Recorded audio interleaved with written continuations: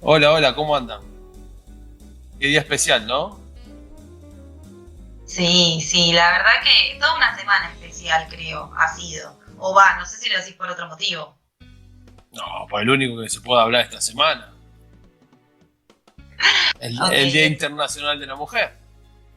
sí, sí, coincido, coincido. Es movilizante además también porque justo realmente esta semana las redes y los medios, digo, estuvieron llenos de notas visibilizando un montón de cuestiones que a las mujeres nos interesan y que creo que le interesan a toda la sociedad. No tiene solamente que ver con una condición de género, sino con una condición social en donde realmente queremos otra ejecución y otro tipo de acción. Sí, yo creo que es algo de la sociedad más que nada. Más allá de que en particular se trata de derechos y oportunidades de las mujeres, pero hace a la igualdad y al desarrollo de la sociedad. Como diría Le Corbusier, sería un gesto de modernidad. Probablemente, pero escúchame, no seas más estómago resfriado, dejémoslo para el final. Ahora tenemos que centrarnos en el final y llegar a lo que es la Plaza de Mayo hoy en día, que seguro nuestros oyentes están esperando a ver cómo termina esta historia, Pablo. Estamos todos Bueno, expectantes, así bueno, que entonces vamos a arrancar hablando de una mujer también, de la Plaza de Mayo.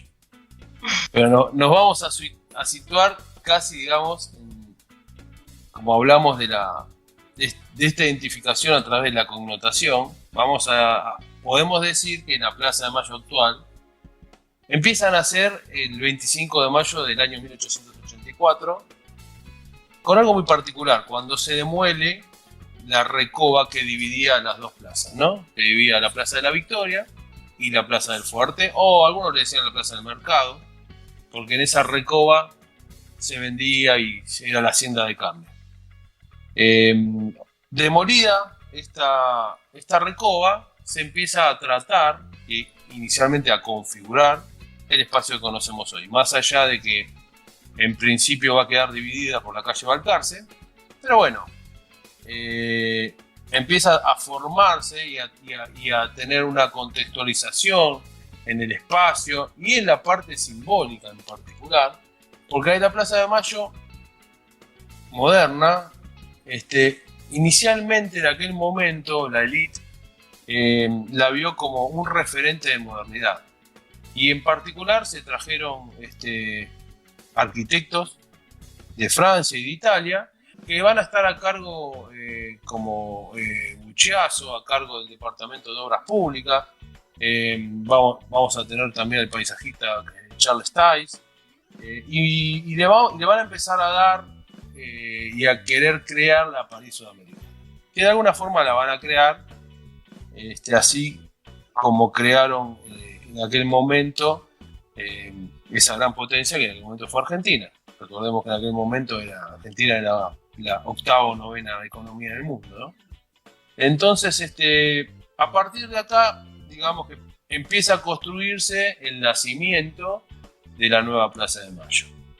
Esta Plaza de Mayo inicialmente no solamente se va a demoler en 1884 la Recoba, sino que en el año 1888 se van a demoler todos los espacios, todos los edificios viejos, como la Casa de la Policía, la Casa Vieja del Correo, y va a empezar a tener toda una configuración contundente, y también va a empezar a traer por fuera de la Avenida de Mayo, en esta gestión de este primer intendente, que es Torcuato de Alvear, que va a dejar una marca importante en toda la ciudad. Eh, y bueno, también va a empezar a aparecer estas disputas, porque otra obra importante que va a marcar esta época es la Avenida de Mayo, ¿no? Y luego la Diagonal Norte. Si bien hubo una renovación muy importante, incluso se hizo un gran esfuerzo semántico por construir esta ciudad nueva, moderna, muy mirando las capitales europeas, y de alguna forma en aquel momento había una idea muy fuerte de despegarse de esa vieja ciudad, de esa gran aldea, de esa aldea colonial. Eh, Incluso en aquel momento estaba muy en boga el dicho del yugo español, de que la ciudad aldea, la vieja ciudad colonial, era atrasada y que lo que iba y a donde se quería llevar era hacia la modernidad y y hacia el desarrollo. Y bueno, y va a quedar, va a quedar esa idea y va a quedar plasmada en sus edificios, ¿no? Vamos a empezar a recorrer 20 años posterior y vamos a empezar a recorrer calles que van a ser casi igual a parte de París, a parte de Madrid, a parte de Italia. Y en el medio de todo esto les voy a agregar algo muy importante que empieza en este periodo, que es la monumentalización o la ceremonia a las estatuas, en particular a los padres de la patria. Inicialmente se empiezan con San Martín y Belgrano y después se van a extender a... Pero esta nueva configuración de la Plaza de Mayo es muy connotativa, más allá de la infraestructura que cambia de la ciudad, está cargada de lo que se va a empezar a llamar el ideario patrio de aquel momento, ¿no? Porque 10 o 20 años después, si uno tuviera la forma de trasladarse en el tiempo y va en 1880 a todo ese casco viejo de la ciudad, una ciudad compacta, una ciudad sin avenidas, muy atrasada en ese sentido, y va en el año 1915, 1920, en otra ciudad totalmente, y ese sello lo van a dejar. Y otra cosa que vamos a perder son los primeros 2 arcos del ala derecha del Cabildo, que bueno, eso va a ser una crítica, ¿no?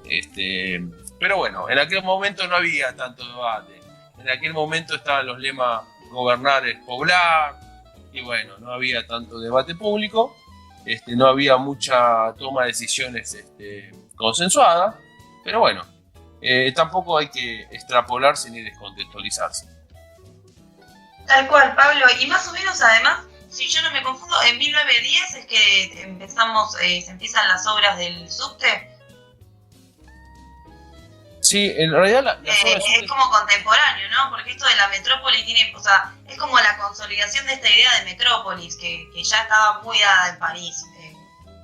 Es un proyecto, en realidad es el proyecto que arranca en 1870, 1860 con la presidencia de Sarmiento y con las posteriores presidencias que tuvieron una continuidad importante.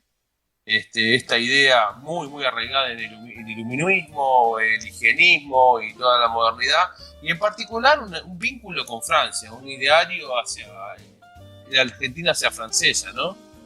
Con que la modernidad está en Europa, pero en particular un arraigo con Italia por la composición social nuestra de los inmigrantes y con Francia, no tanto con España. Con España hay una ruptura importante, esa que solemos tener los argentinos, ¿no?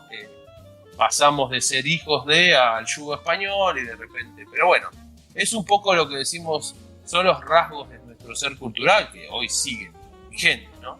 Entonces, sí, pero es verdad, ahí en ese plan de obras entra el subte. El subte arrancó mucho antes, pero se inaugura en 1903. Yo sé que eso te iba a decir, que estaba inaugurado y que ya estaba en la línea A, que no es como hoy en día es, pero alguien que tiene 22, 23 años ya sabe cómo era, porque hasta hace poco tiempo, creo que lo sacaron de circulación a los vagones con olor a abuela hace, no sé, 6 años, 5 años, una cosa así.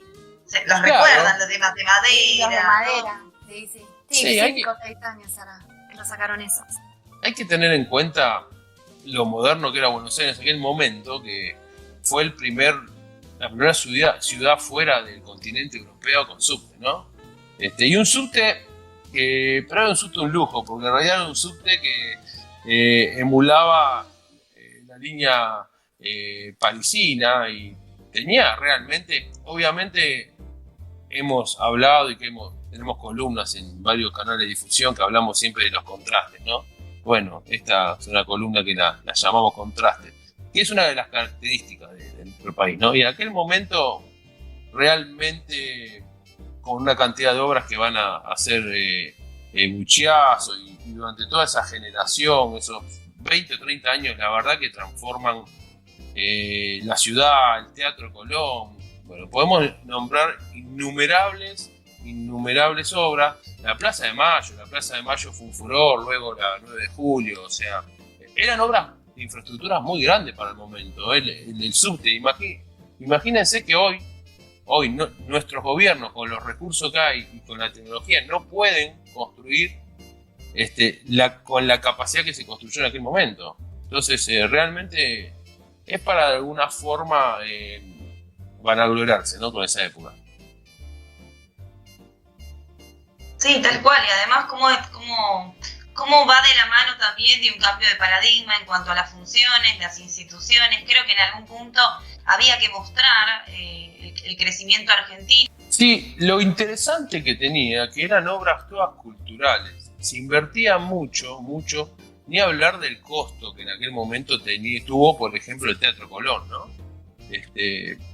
Con la idea de, como decía Sarmiento, de que las ciudades debían irradiar conocimiento y que era la contraposición de lo que es más allá de su civilización o barbarie, que vivía dentro de él, esa contradicción, puede ser tan criticable como tan elogiado. La idea que esa generación tuvo la idea de que era a través del pensamiento. Podemos nombrar a Alberdi, podemos nombrar un montón de próceres que incluso no está tan instalada en la sociedad y algunos quizás ni los conocen. Y sería bueno difundirlo. Otra persona que tratamos siempre de hablar es de Alberdi, ¿no?, que muchos, incluso es una calle no tan importante pareciera en la ciudad, pero el legado de Alberdi es nuestra Constitución y son las bases dogmáticas de nuestra Constitución y de alguna forma la república mejor posible, como él solía decir. Porque si bien la emulación fue la Constitución de Estados Unidos, obviamente que no teníamos ni los recursos ni la posición geopolítica para desarrollarlo. Bueno, buenísimo, Pablo. Y bueno, hoy, como bien habíamos adelantado con Cata al inicio del programa, termina este desarrollo histórico que nos armaste de la Plaza de Mayo. Me gustaría si podés hacer un cierre, una conclusión de tantos años, ¿no?, que mencionaste en estos 3 programas, y una opinión, a vos que te gusta. Bueno, voy a tratar de hacer un cierre con apertura, algo contradictorio, pero para dejarlo para el próximo. Inicialmente, la verdad que en la Plaza de Mayo podemos decir que se plasmó y se fue plasmando la evolución del espacio público, desde lo residual, o simplemente lo que puede ser una plaza o el espacio que queda entre edificios, y el uso que termina siendo del contenido de identificación social y de alguna forma lo que va a ser el sello, ¿sí?, de las relaciones de la sociedad. Y creo que en la Plaza de Mayo se plasma. Y bueno, y ahora voy a dejar la apertura, que si bien la Plaza de Mayo contamos el proceso y cómo fueron artífices, en el medio la Plaza de Mayo va a tener el sello, ¿sí?, de la Plaza Moreno del proyecto de la Ciudad de La Plata. Y como conclusión les dejo que creo que realmente la Plaza de Mayo hasta el día de hoy nos identifica como identificó a los argentinos que vivían en el 1810. Y si bien el gran contenido histórico fue esa defensa inicialmente de las invasiones inglesas y después la Revolución de Mayo, luego a partir de ahí, más allá de que pues se plasmó en la arquitectura y en la conformación de ese espacio hacia 1884, 1890, sí, la parte semántica connotativa que va a tener inclusive hasta nuestros años se sembró entre la defensa de las invasiones inglesas y la Revolución de Mayo. Muy bien, muchas gracias, Pablo. La importancia del espacio público en una sociedad como la nuestra y como la de muchos, y este sentido de pertenencia también, como uno se siente identificado, por más de que, como bien vos lo estableciste en estos programas, los tiempos cambian, las costumbres cambian, la funcionalidad, si se quiere, de la plaza también se fue cambiando con el paso y el transcurso del tiempo. Hoy por hoy nos sigue representando. Y eso es lo importante, me parece, destacar. Que ciertos símbolos no se pierden y al contrario, sino que cada vez también tienen más énfasis. Sí, exactamente. Incluso hay un dato curioso, ¿no? Porque cuando se demolió allá en 1884 y 1888, se demolió todo, como solemos hacer los argentinos, pero quedaron en pie las palmeras. Así que muchas de las palmeras que están ahí todavía en la Plaza de Mayo, algunas deben ser de aquella época o alguna, digamos, descendiente de aquella época. Qué lindo.